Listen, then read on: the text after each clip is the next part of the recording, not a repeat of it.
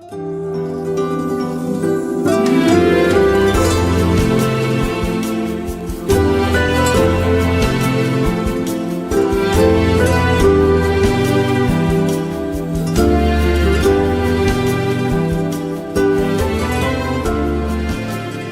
is an honor to have on stage a distinguished social activist, a compassionate leader in the field of welfare, and a champion of human rights, Mr. Dharamveer Singh Bagga.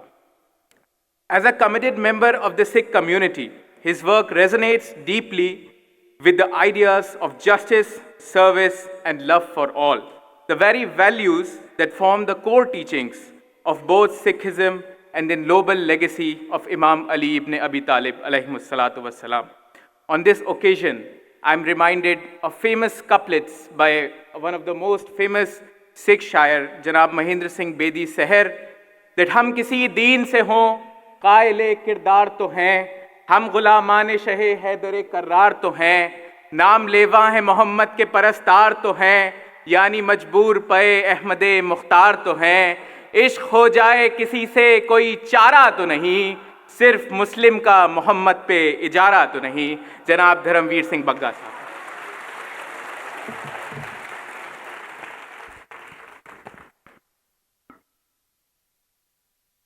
आज Ali day के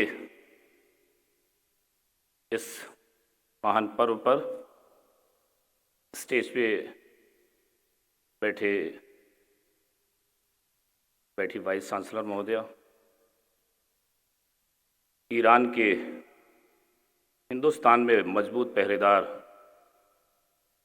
ambassador साहब, साथ में बैठे लद्दाख कश्मीर से सांसद महोदय, बॉम्बे से चल के आए मेरे मित्र, मेरे बड़े भाई, बगल में बैठे मौलाना साहब, इस कार्यक्रम के अध्यक्ष उपाध्यक्ष महोदय, सामने बैठी मेरी बहनें, बेटियां, भाई, बड़े बुजुर्ग, सबको मैं नमस्कार, सलाम, सत श्री अकाल करता हूं। मैं अली का, अली हमारे, मैं अली का, अली हमारे, मैं श्री गुरु ग्रंथ साहब जी महाराज गुरु नानक देव जी के पंथ को मानने वाला, मर्यादा पुरुषोत्तम श्री राम की नगरी के प्रथम द्वार का द्वारपाल, गुरु गोविंद सिंह जी महाराज की मीरी और पीरी के झंडे को बुलंद करने वाला अली को अपना हीरो मानता हूं।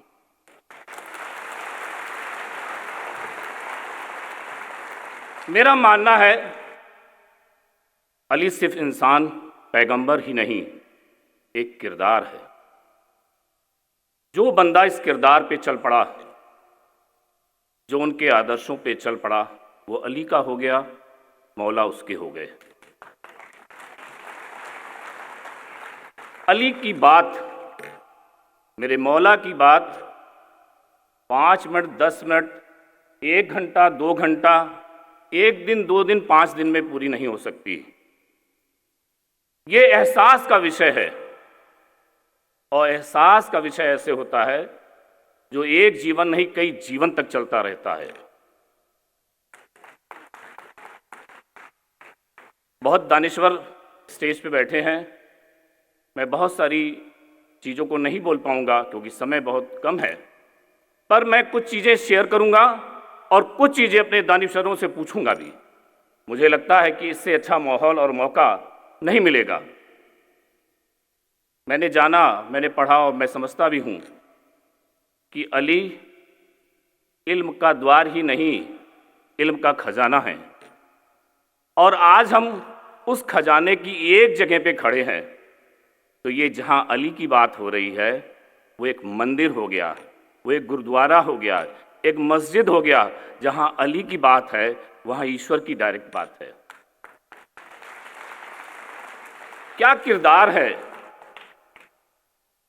मोहम्मद साहब का हुक्म हुआ, अलम लेके चल पड़े और पत्थर पे गाड़ दिया, और पत्थर पे गाड़ दिया। मरहब को पटक भी दिया, जिसके लिए कई बार लोग आए थे और कुछ नहीं कर पाए। और उसके बाद पटकने के बाद भी उसकी उस बेहूदगी पे जो उसने उसके चेहरे पे कर दी, मैं मुंह से शब्द नहीं ले पाता, क्योंकि अली के बारे में कोई गलत शब्द कहना और सुनना एक गैरतमंद इंसान के लिए, पटक दिया, जमीन पे पटक दिया, और जब उसने वो बेहुदगी की तो छोड़ के खड़े हो गए। जिसको पटकने के लिए पूरी दुनिया के लोग तरस रहे थे, जिनको पटकने के लिए बहुत सारे लोग आए थे, कई बार लश्कर आई थी, उसको पटक दिया और फिर छोड़ दिया। टहलते रहे, गुस्सा शांत हुआ, फिर कहा आओ लड़ो, और पटक कर एक ही बार में 2 टुकड़े कर दे।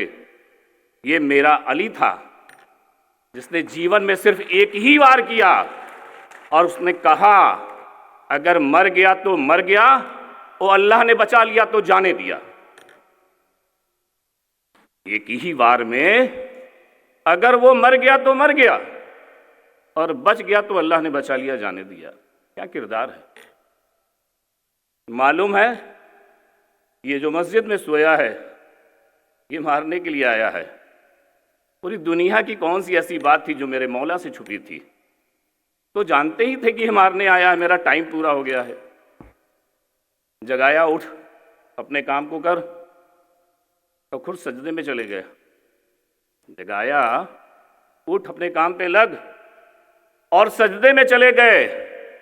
उसने वार किया तो पूरा हल्ला हो गया, पूरा शोर हो गया। इमाम हुसैन और सारे लोग आ गए, पकड़ के बांध दिया। क्या किरदार है।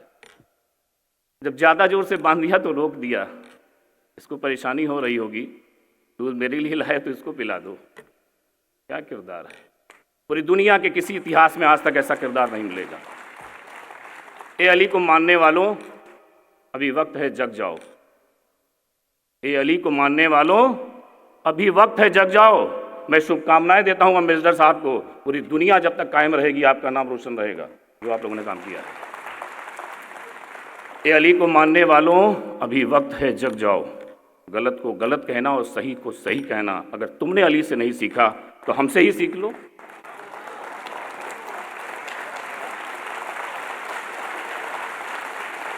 मौत बरहक है, वो एक दिन आएगी, उसका टाइम मुकर्रर है। मौत बरहक है, वो एक दिन आएगी। सच को सच कहना, गलत को गलत कहना सीख जाओ।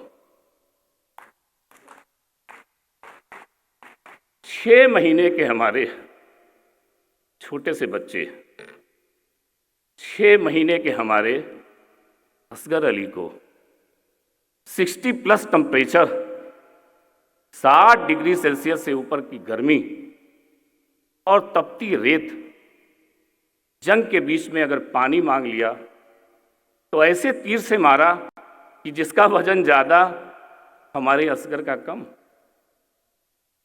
मैं सबसे पूछना चाहता हूं, क्या यह सही था? मैं सबसे पूछना चाहता हूं, क्या यह किसी मुसलमान के द्वारा किया जाना वाला कोई काम ये सही था? क्या इस्लाम हमें ये इजाजत देता है कि किसी छोटे बच्चे को इस तरह से शहीद किया जाए? मैं सबसे पूछना चाहता हूं, अगर सही है तो सही कहिए, अगर गलत है तो गलत कहिए। गलत था?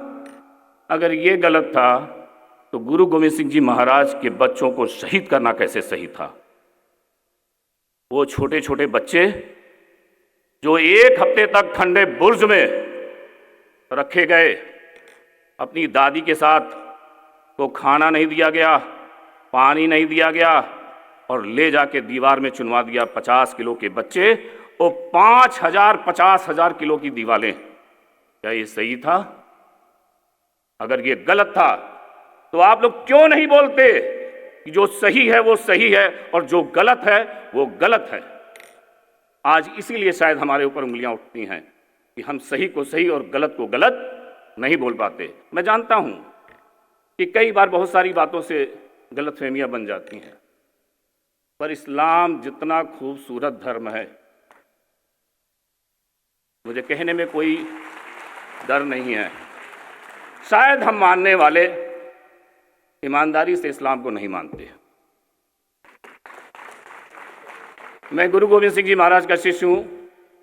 मुझे ये सिखाया गया है, देह शिवा वर मोहिए, शुभ कर्मन से कभो न डरो, न डरो अरसों जब जाए लड़ो, निश्चय कर अपनी जीत करो। मैं अपनी बात को कहने में कभी भी पीछे नहीं हटता। मैंने मौला से सीखा, मैंने मौला को पढ़ा।